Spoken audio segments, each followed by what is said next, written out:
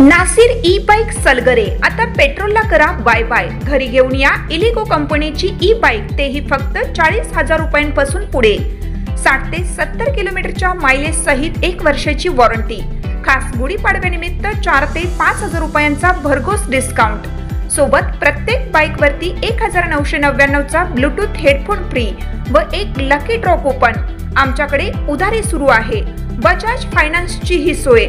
आमचा पत्ता Nasir electronics, mobile shoppe, computer, furniture, e bike, भांडी सेंटर, सलगर। प्रत्येक बातमीतील घटनेच्या वास्तविकतेची तुलना थेट पाहत रहा चांगली अपडेट।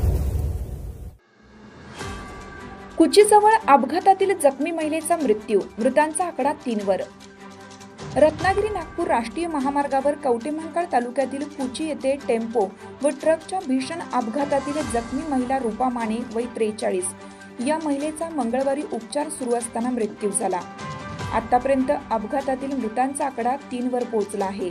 अद्याप 7 जणांच्यावर मिरज येथील शासकीय रुग्णालयात उपचार सुरू आहेत। यातील कांचन कांबळे, वय 60, या गंभीर जखमी असून त्यांच्यावर अतिदक्षता विभागात उपचार सुरू आहेत। जखमींमध्ये कांचन कांबळे, वय 60, मंगल बेरड, वय 42, पार्वती कांबळे, वय 60, आप्पा वाघमारे, वय 53, कबीर कांबळे, वय 39 या 7 जणांचा समावेश आहे। सर्व जखमींवर मिरजेच्या शासकीय रुग्णालयात उपचार सुरू आहेत। मिरज तालुक्यातील म्हैसाळ येथील महिला रविवारी खर्डी, जिल्हा सोलापूर येथे द्राक्ष काढण्यासाठी गेल्या होत्या। दिवसभर काम करून रात्री घरी परतत असताना कुची येथे KA 22 AA 4770 या टेम्पोला पाठीमागून येणाऱ्या HRD 0379 या ट्रकने जोरदार धडक दिल्याने हा अपघात झाला होता। अपघातानंतर ट्रक चालकाने घटनास्थळावरून पलायन केलं होतं। आज कवठेमहांकाळ पोलिसांनी ट्रक चालक खुशी मोहम्मद खान, वय 36, राहणार हरियाणा, याला ताब्यात घेतला आहे।